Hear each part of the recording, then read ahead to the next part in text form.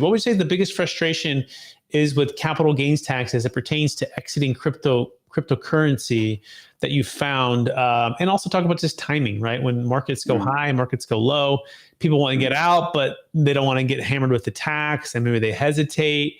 Kind of tell me like what you feel like the last, from the last crypto crash when Bitcoin was, let's say 68, 69,000 and it crashed down and everything else kind of with it too.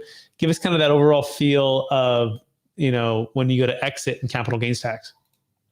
Yeah, so it's a can of worms question. I would say that it's definitely changed even over the years. So many years back, I mean, I've been involved in blockchain and crypto for going on 7 years now, and in the 2010s, at a certain point, the tax laws, for example, in the United States, were different around digital assets than they are today, and likely things will continue to evolve in the United States as well as in different various other countries. But one notable consideration around this is to your point, Brett, capital gains in general.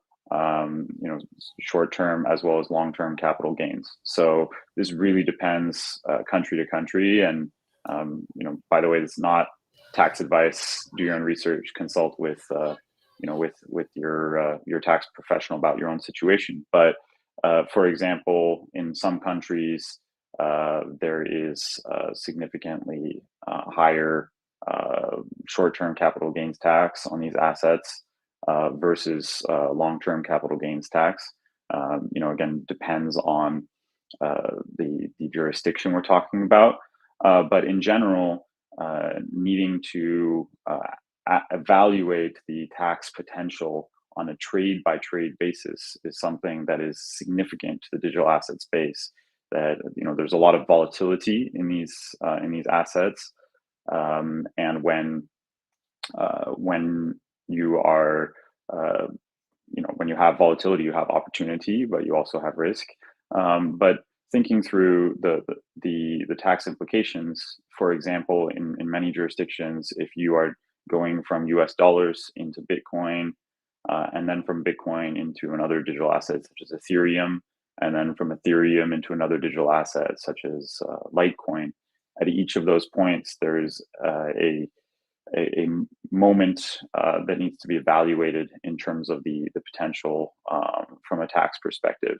And back to another point you made, Brett, thinking through some of these really sizable bull runs in the digital asset space, some investors have been a bit hesitant to really cash out on some of these positions because of the tax implications. Some areas that are starting to develop around this, though, are, for example, collateralized loans. So much like a investor might take out a loan on stocks or a mortgage on a property to capture a bit more liquidity without a taxable event. This is also becoming an increasing facet of the digital asset economy. Another area that's starting to become popular, for example, in the United States, is self-directed IRA accounts with digital asset exposure, where there's ability to kind of invest without some of those considerations. And then beyond that, though, for example, from the Cayman wealth management perspective, a Cayman fund itself as an investing entity does not pay those taxes on a trade by trade basis as an organization.